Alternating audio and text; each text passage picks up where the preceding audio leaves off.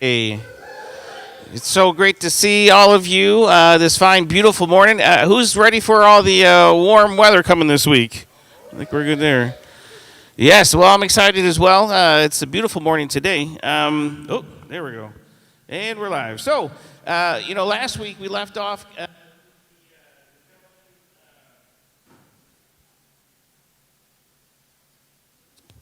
There we go. There we go. Last week we left off as we're going through the book of Acts here, we left off with the healing of the man at the gate beautiful there, and the power of looking somebody in the eye. Did anybody get a chance to look anybody in the eye this week a little bit more intentionally in your conversations? Wah, wah, wah. Not so much. Left eye, right? Remember the left eye. As we think about this idea of restoring dignity to people by looking them in the eye, I think this is why Jesus said, have faith like a child. This week afterwards, walking around with Litley, it's her birthday coming up in a few days, and everybody she meets, she's no stranger, right? Everybody she meets, she goes up to them and she says, hi, guess what? It's my birthday.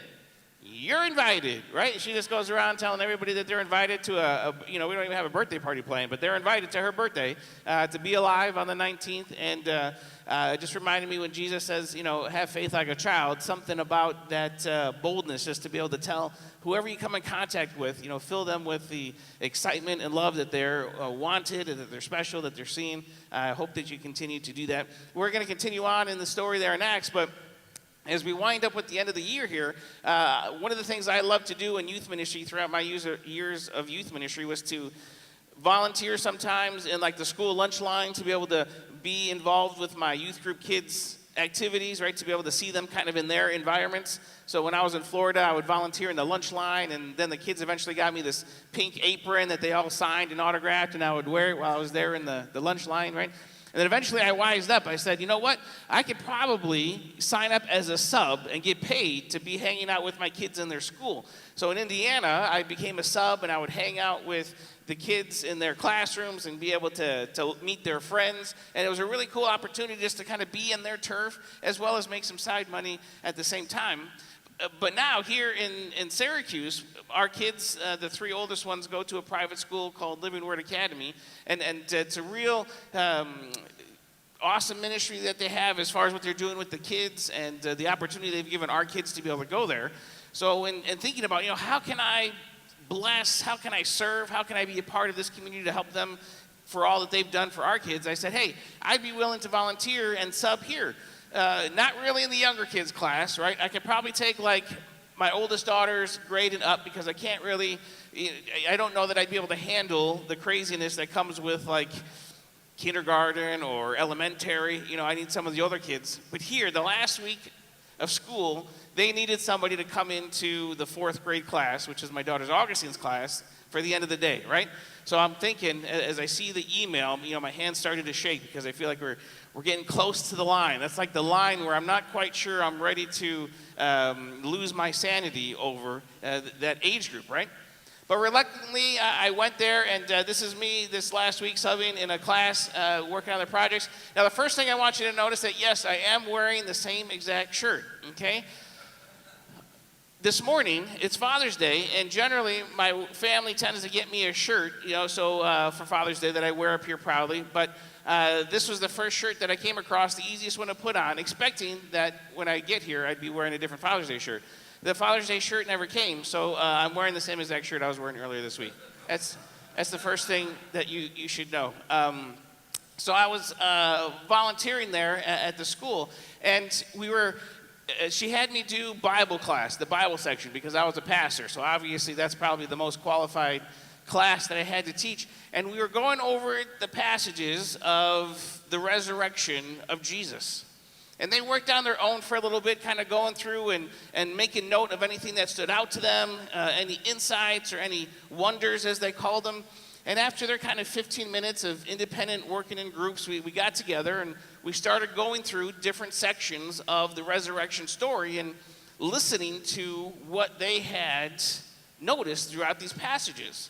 And some of the things that the kids were saying, were things like, man, you know what, they should have had more faith. Right? Why did they not believe that, Jesus was who he said he was, that he was going to resurrect from the grave? And I was like, yikes, man, this is a tough crowd. These fourth graders, they don't take no nonsense, right?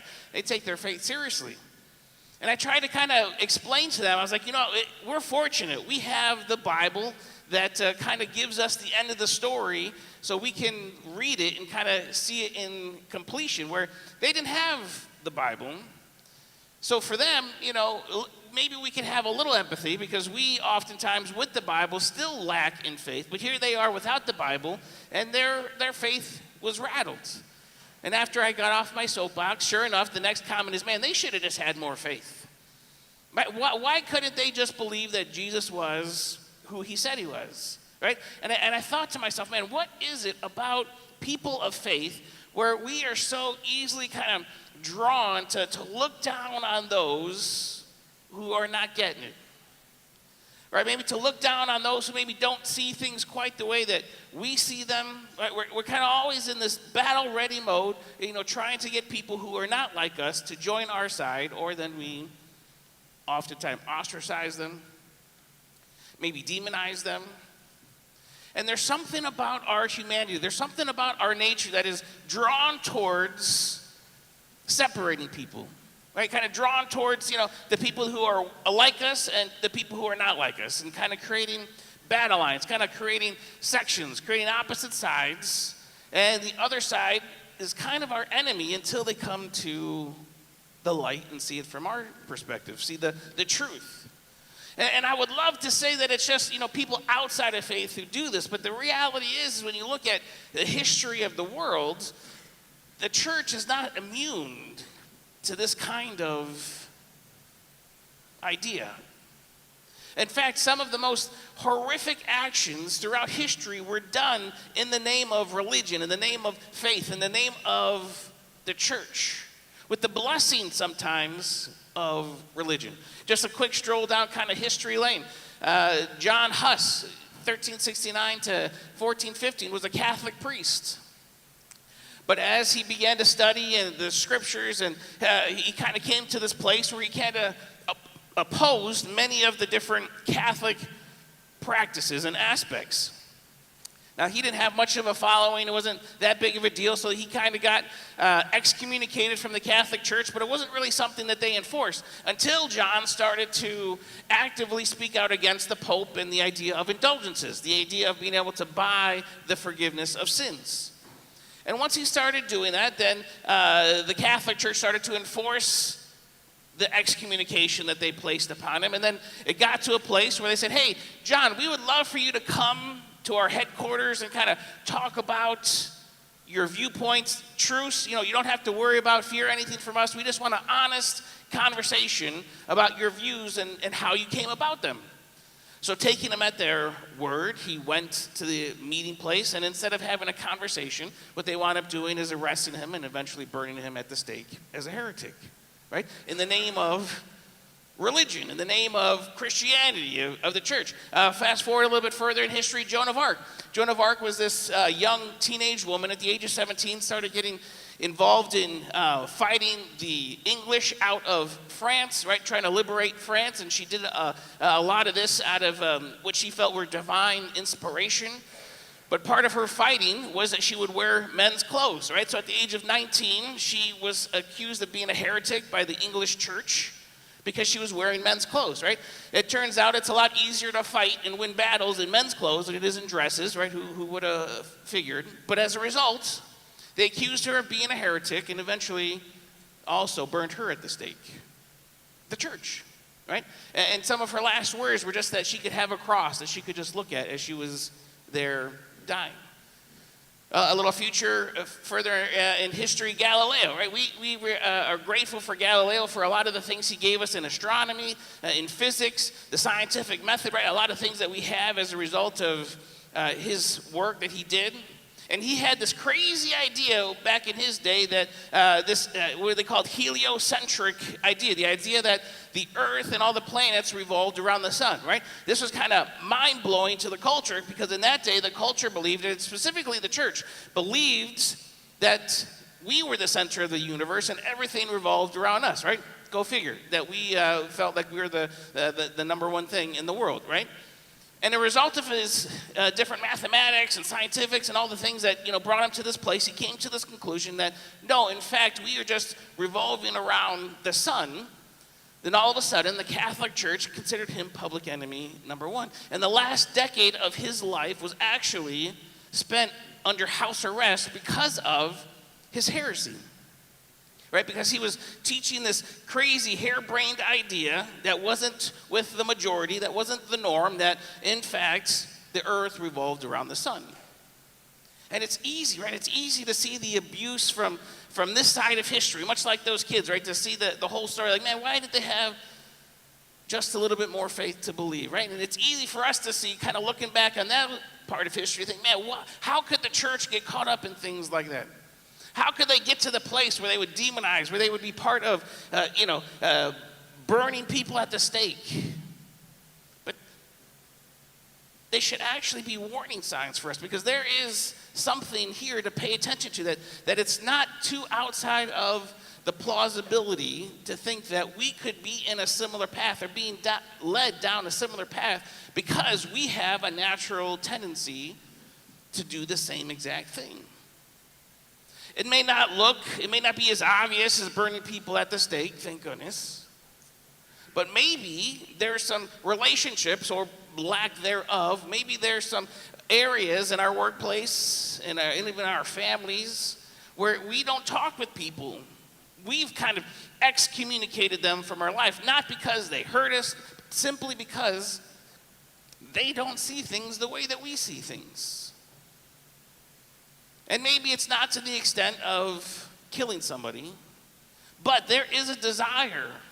There is a natural tend for people in religion, in faith, to want to be in the seat of power, looking down and condemning people who are not. Condemning sometimes to die.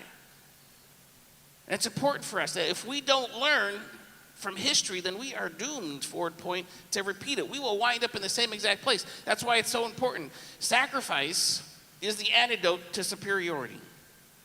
Today we're going to be seeing the recipe for dealing with what is a superiority complex. You and I suffer from a superiority complex. And that is the natural bent in our human nature, so that only makes sense then that we would take that into our faith and into our religion, and we would see in the name of religion some pretty nasty things be done. But just think about maybe when you went to high school, right? When you went to high school, you probably had some kind of school that was your rivalry, right? And it was so exciting, it was so much fun. Both schools came out en masse, and people were, putting face makeup on, and probably the guys not wearing shirts and doing crazy, stupid things because of this rivalry. And we wanted to have one team to be superior at the end, and we wanted it to be our team. And sometimes rivalries get out of hand, right? Sometimes rivalries get to the point where there's destruction, there's hurt, there's cops called.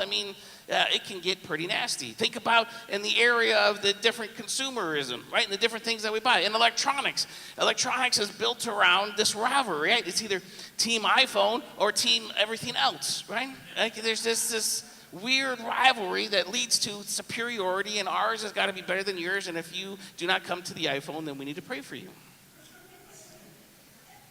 Or there's this idea of nationalism, right? It's like our nation is the best and all the other nations are not. You don't understand, our nation was built on these founding Christian principles, and it's God's ordained nation. It's our nation is the best, and all the other nations are not. And we have this superiority complex that we take into life. Maybe it's your political party. Your political party has got all the right answers. It's got all the things that are biblically based, and your party is superior. And if you're on the other party, then you know what? I dare to think about what would be allowed, what some of us may do if given the freedom to act out. I dare say that there would be people who would do some physical harm to people of an opposing physical party given the freedom to do so, because of this superiority complex that we have and that's taken over us, where we look at the world and anybody who doesn't agree with us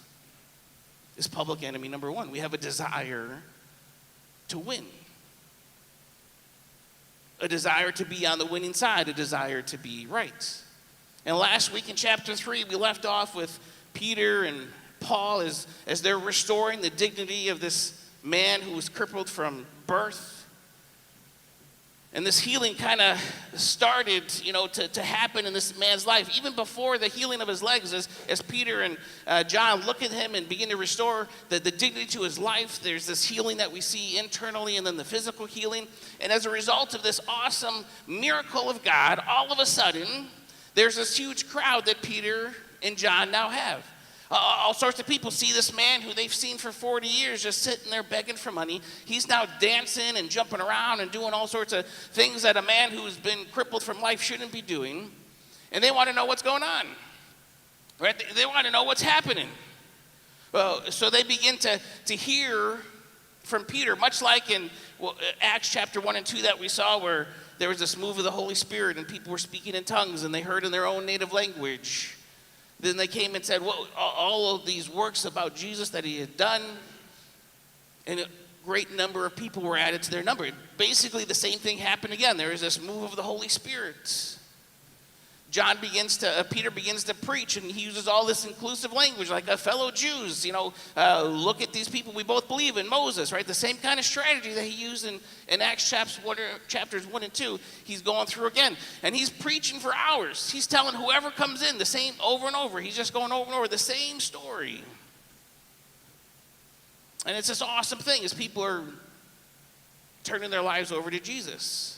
But it wasn't this, how many people kind of raise their hands at the end of it type of deal, altar call. It was this idea that we saw already, that people then were committed themselves to this new way of life with everything, their resources. And we're going to pick up in Acts chapter 4. I encourage you, if you have your Bibles, you can open them up, or the Bible app, and it says this in verse 1. It says, while Peter and John were addressing the people, the priests, the chief of the temple police, and some Sadducees came up, indignant that these upstart apostles were instructing the people and proclaiming that the resurrection from the dead had taken place in Jesus. Now, what you have to understand here, the reason that this idea of resurrection is kind of riling up them is there was two religious sects in those days. There was the Sadducees, who we see mentioned here, but then there's also probably the other group that you're familiar with here in the Pharisees, right? They're two different kind of theological viewpoints, and the Sadducees believed that there was no such thing as the resurrection. There was not going to be a resurrection. They did not believe in the resurrection at all. So when they hear Peter and John start to talk about this idea of a resurrection, they don't like it. Right? All of a sudden, there's somebody on the other viewpoint of theirs, and instead of sitting down and taking them out to coffee and let's have a discussion about this, what do? They dialed 911 and they claimed, let's bring out the temple police and we're about to have a showdown. We're about to take these people who don't agree with us, who don't think like we do, who don't act like we do, right? The idea of these upstart apostles, right? These people have no training. They didn't go through the schooling that we went through. They haven't been through years of Sunday morning gatherings like I have my entire life. Who are they to think that they know what they're talking about? And that's the feeling that is present here in this little showdown.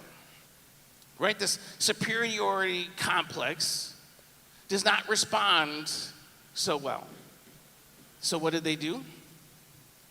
They arrested them and threw them in jail until morning, for by now it was late in the evening. Again, if you remember from last week, it was around 3 o'clock that Peter and John came to the temple and the healing began. So here we are late in the evening. Hours later, they've been preaching. All of a sudden, these guys with the superiority complex come and arrest him and throw him in jail. And I wonder if we just pause for a second, we come back to this idea. If we had the freedom, if all was fair and love and war and we could do anything we wanted with the people who don't agree with us, who don't think like us, who don't know the truth like we do, what would we do? Man, think about it for a second. The person on the opposite side of the spectrum from me, political party, whatever it is, if given the freedom to do whatever you wanted, I wonder if our country might, be it except for the laws that we have, look more like, Lord of the Flies, with some of the things that we would do in the name of religion, in the name of Christianity. And these guys are another example. Arresting their enemies and throwing them in jail. You know, when I was working on the point for this conversation this morning, at first I had it as persecution is the antidote to superiority. And here's why I had persecution at first, because there is a sense of persecution when it comes to following Jesus. But the reality is, nowadays, everything is persecution. Right? Nowadays, any kind of response to somebody not doing what we want them to do or passing a law that's not the way that we want, we naturally kind of assume this victim mentality of being persecuted. And when you look throughout church history, man, we look today as persecution being such a bad thing, but the reality is that the church always thrived and expounded numerically, exponentially, during and through times of persecution. I remember having a conversation with a man who had heard an evangelist from India share and was talking about all the horrific things that the church in India experiences and the things that they have to go through and the way they have to act and the things that could happen to them if they're discovered, more often than not being killed. And as he was talking about some of their prayer requests, my friend was just blown away at the fact that he never once asked for the persecution to stop. And he actually asked the evangelist, why wasn't, this idea of removing the persecution one of your prayer requests? And he says, man, the persecution is the best thing that has ever happened to the church. We don't want to remove persecution because that is what develops true followers of Christ. What we do pray for is we're praying for boldness. We're praying for the ability to walk through the persecution, walk through the fear of losing our life, and to be able to stand for Jesus. Now compare that kind of environment with what we experience here in America. And all over the place, man, I'm hearing people talk about, man, we are so persecuted. And I'm just thinking, what? Right? You see what people in history had to go through for their faith? Right? You see what people in other parts of the world have to go through for their faith? Man, you could only hope to be persecuted in that way. In a couple chapters, we're going to read about Stephen. Man, Stephen was persecuted for his faith. We don't know what persecution is. So persecution, it can't be persecution. The hope for you and I in America and for the church is for us to tap into this idea of what does sacrifice look like for us? What does it look like for us to lay down our lives in hopes that we might count ourselves among those who are truly persecuted? Because if you really want revival, man, if you really want God to move, it's not going to be through a series of laws. It's not going to be through a series of persuasive conversations where you're able to get somebody to think like you. It's going to be by you laying down your life. It's by the blood of the Lamb and the word of our testimony. The testimony is the story, our story of laying down our life, of the sacrifice. So forward point, if we ever expect to get to this place where we can overcome the superiority complex that you and I are drawn to, it comes through sacrifice. You see, sacrifice is a race to the bottom, right? Which is contrary to our kind of race to the top, where we want to be winners. We want to be the ones who are in power. We want to be in charge. But that's not the life that we see through Jesus or the New Testament. You see, there wasn't a call to arms from Jesus or the New Testament church. There wasn't a fight. Right? There was a fight by Peter before when they came to arrest Jesus, but something happened in Peter's life where now he's face to face with his own arrest. And he doesn't pull out a sword and go hacking away at people like he did before. Because his experience with Jesus, his relationship with Jesus now brought him to a place where his life was freely given. Right? They can't take your life from you if you've already given your life away. And that's the contrast that we have to wrestle with this morning. The sacrifice, that's what sacrifice looks like, right? They arrested them and threw them in jail until morning, because now it was late in the evening. People can't take from you if you've already given it. The only time that people can take something from you is when you're holding on to something because you think that it's your own. Because you think you're entitled to it, because you think you deserve it, because you think you've worked really hard for it.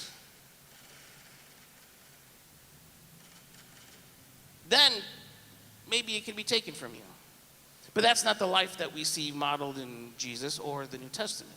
We see a life of laying down our rights. We see this community forming where everybody just gave what they had and they kind of pulled all their resources together and nobody had any kind of need.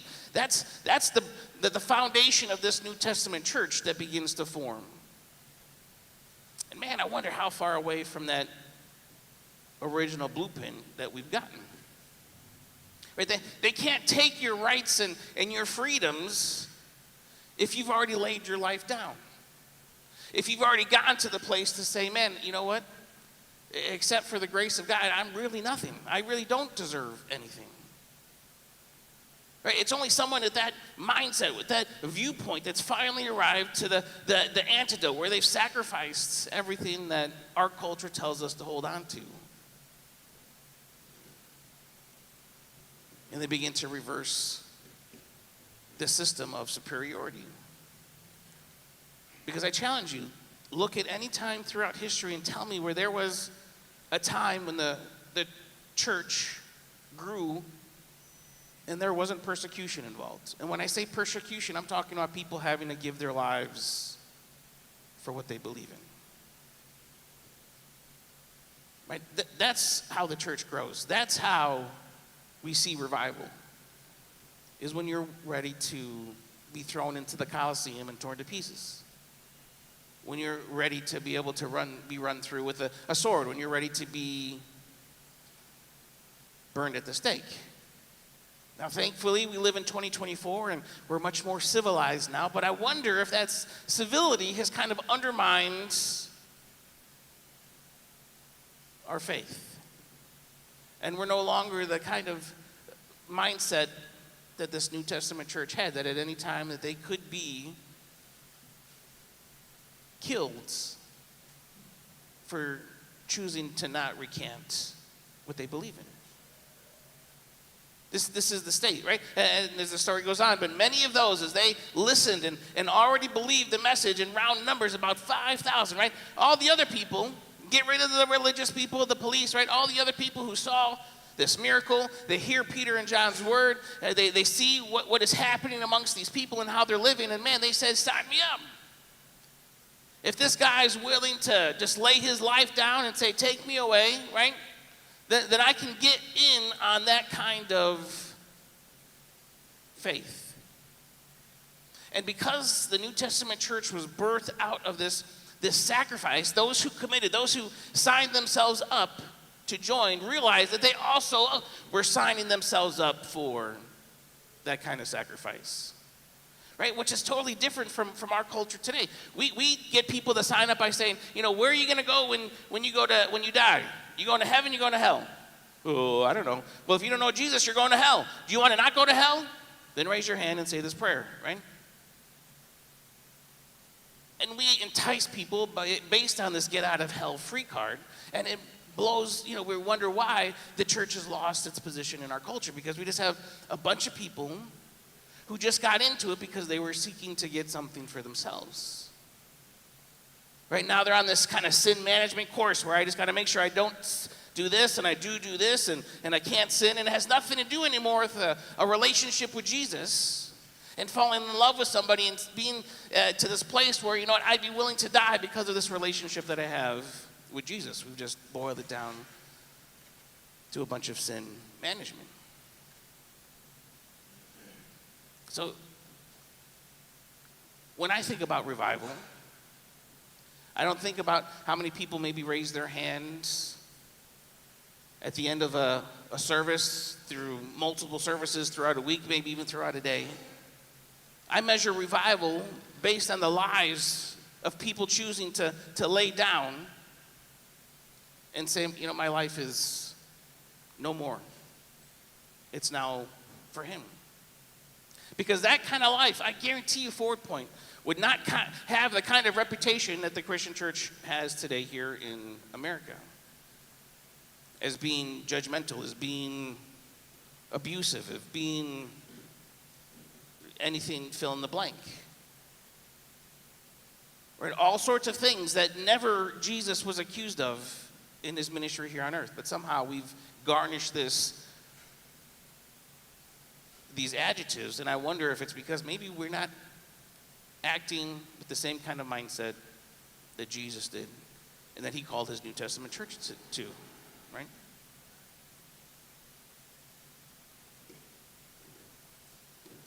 And the people around could not take their eyes off of them as they're watching this interaction between these Sadducees and police and Peter and John.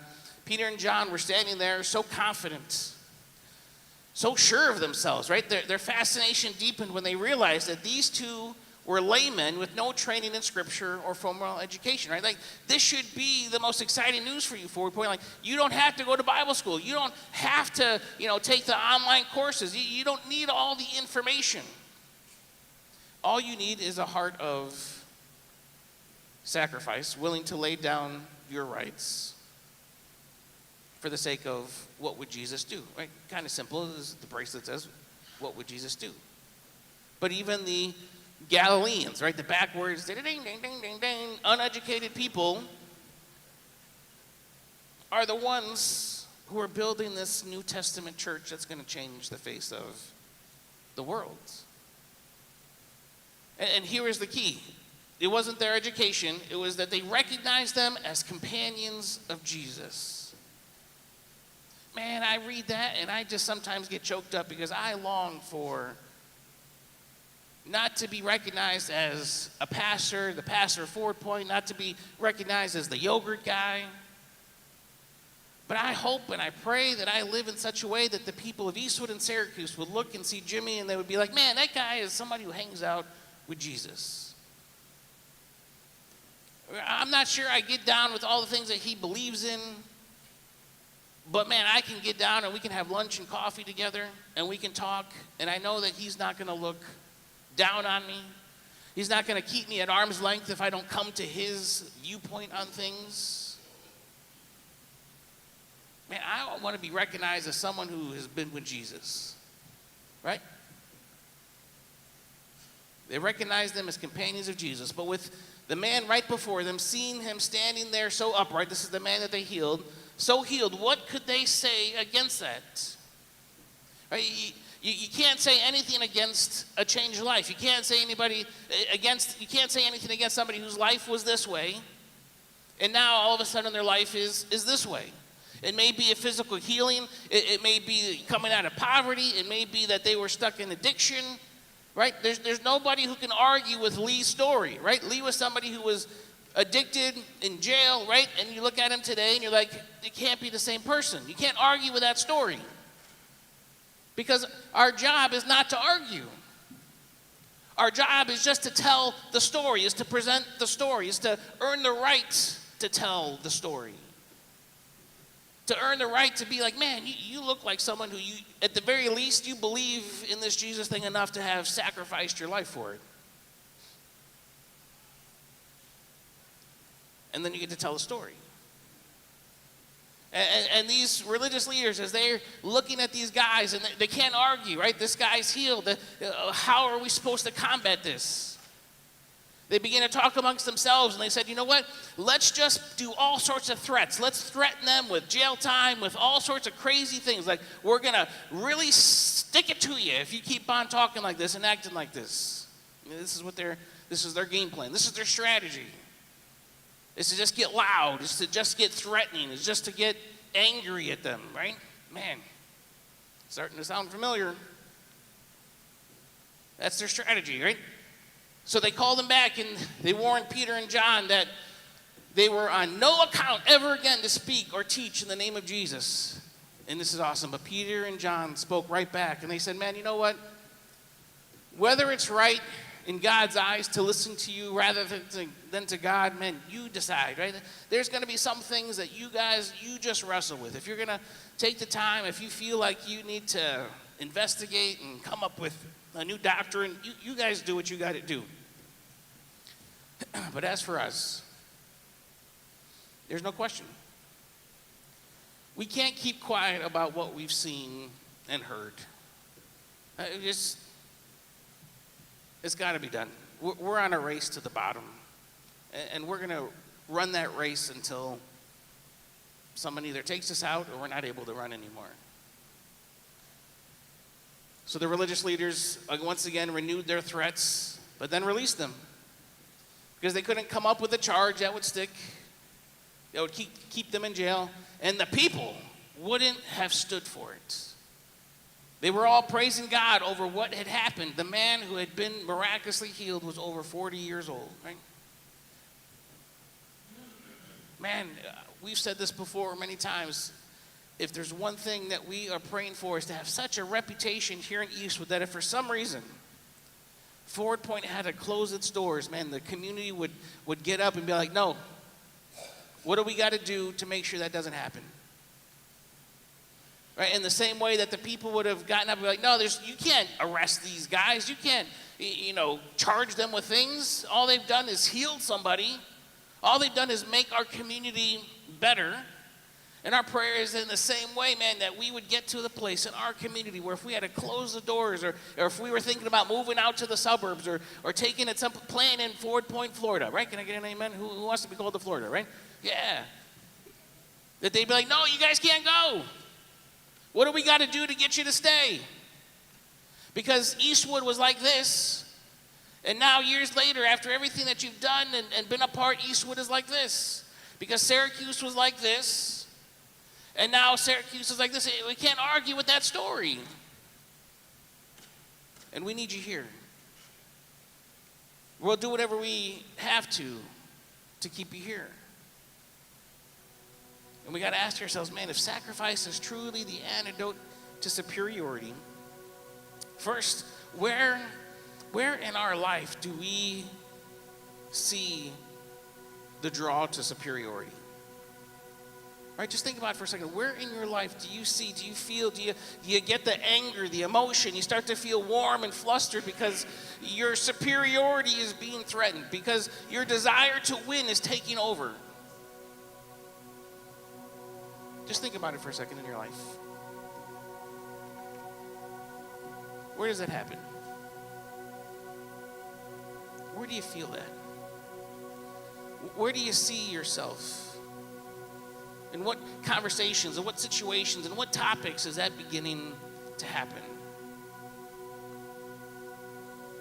And this morning what we want to do is we want to ask God, how do we begin to sacrifice in those moments? What does it look like for us to lay down in those moments? What does it look like for us just to go like this in those moments, like Peter and John? Hey, you guys decide. You guys make up the next law. You guys outlaw Christianity. You guys outlaw praying in schools. You guys go ahead. If that's what you guys come up with, that's fine. But that's not going to keep us. We're not going to be rowdy. We're not going to be coming with pitchforks and fires. In fact, we're going to lay down our lives. And this became evident to me this week as I was in the car and I was texting with Stephen, and Stephen had invited me to go to this Faith and Family Night lunch at the Met Stadium. There was a lunch for this Faith and Family Night that they were doing, and his first invitation was like, I know you probably don't want to go, but I just want to invite you to come with me, right? And I was like, yeah, I'm good. You can go, you can represent us, or bring some people with you, but I'm good. And he knows, because I kind of have this. I kind of have this unhealthy biasness towards like religion, kind of old school, the church world that I grew up in. I kind of like, demon out type of thing. And as I'm sitting in the car, I just got done texting them saying, hey, thank you for going so I didn't have to. All of a sudden it became evident to me that, man, that has become my area of superiority. Right? That the way that I do and practice my faith in church has become my area of superiority, right? That this new way of doing things is better than the way that they've been doing things. And all of a sudden, right, even after I already put together everything that I worked on this morning, all of a sudden, man, it's like, man, thank you, Jesus, for revealing it to me, for showing me, right? How do I, because I still feel, right, passionate about the way we do things. I'm going to be intentional with my language. Like, it's not the actions that God looks like, it's the heart. And in that moment, God revealed that, man, my heart, as much as I can look like we're doing all these right, amazing, more authentic, real ways of following Jesus, if my heart is still stuck in that superiority mindset, then I have just become the very thing that I am constantly preaching against. And I don't want that for me, Forward Point, and I don't want that for you. And there's no way in the world that we can ever become what we see in the New Testament church in the book of Acts if we don't address those things in our life. So where is it for you this morning? Where God is calling you to maybe put up a white flag and say, you know what, I surrender. I surrender this area of politics. I surrender this area of religion. I'm going to surrender this area because all those things are just driving me to a place where I feel like I need to win, and it's not about winning. It's about losing. Here on earth, it's going to look like losing. We're not called to win here on earth. What we are called to lose is to give our lives. It's that at the end of the show to have nothing left because we've laid it all down.